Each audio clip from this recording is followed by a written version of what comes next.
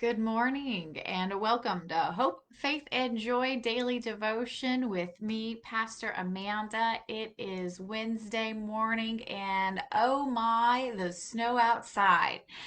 But we can still do a daily devotion, and it's actually kind of a short one today. Chapter 6 is a lot of repetition for us, but it reminds us of what's going on. So we left off with Moses once again yesterday, wondering why on earth is he the one being sent in the midst of all this? No one's going to listen to him. And so, what we have in the majority of chapter 6 is God assuring Moses of first the covenant that God has made with the ancestors, and then again, kind of the plan that I hear my people, I know what's going on.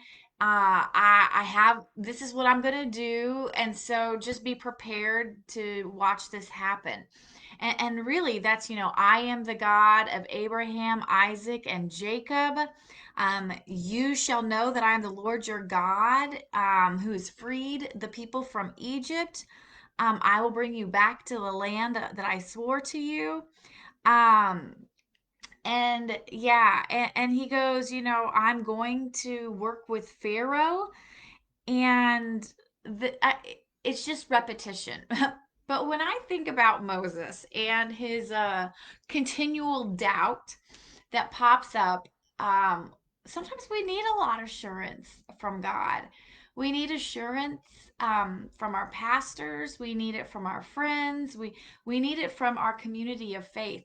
This is why it's so important to have a community of faith, because when our doubt hits us, we need to have those who can help assure us of where they can continue to see God's assurances and God's will. And I think that's why this time is so hard right now, when we're separate from each other, when we don't have our community faiths gathered face to face. We have to do a lot more work at assuring each other and recognizing God's assurances. And yet that's exactly what we need to be doing right now, is trusting in what God's doing and God's faithfulness to us during these times. So then we have this other little bit that for some people it just trips them up, but we have a genealogy just slapped right here in the middle of chapter 6. But this is again actually another form of an assurance, of a reminder to Moses and Aaron that they are part of a lineage. They are part of the promise that came down from Jacob. They are part of a legitimate Levite family, so they are a priestly family. They have a special role within the whole 12 tribes that sets them apart as the priestly group that this has always been and always will be their responsibility. This is who they are. This is what they come from. And so it legitimizes what they are doing, but at the same time, I think it also reminds them of who they are in a bigger story. And I think this is important. There's a lot of people out there that are, what was my family history and all of that kind of stuff. And it's important to know that, not always to like take you away from yourself, but to kind of know where you came from. What was the evolution of your family? How has it changed? How has it gotten worse? How has it gotten better over time? And that's a way that we're connected to something that's bigger than us. And so we have that right here in the middle. And then the last couple of chapters, or excuse me, verses, are of course to me make me laugh, because I'm going to tell you what my little heading says. Now, my heading, of course, goes into the next chapter, but I'm going to read my heading and then I'm going to read my verses. And to me, it's kind of funny. So it says, Moses and Aaron obey God's commands. Then these are the verses. On the day when the Lord spoke to Moses in the land of Egypt, he said to him, I am the Lord. Tell Pharaoh, king of Egypt, that I am speaking to you.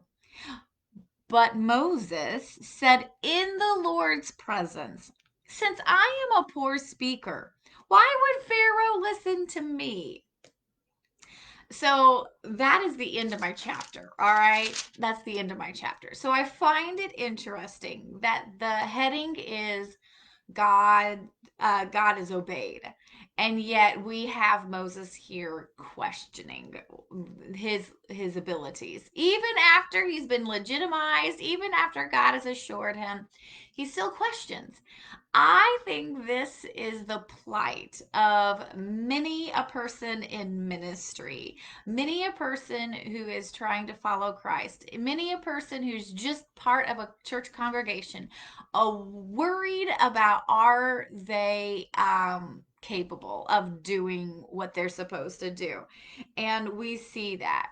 And what I kind of get out of this is you kind of have to know what's coming ahead is yes, we doubt our skills, we doubt our abilities, we doubt whether people are going to listen to us, we doubt what people are going to think about us. We have all of this, and yet God still says, you need to do it. It's important that you do it.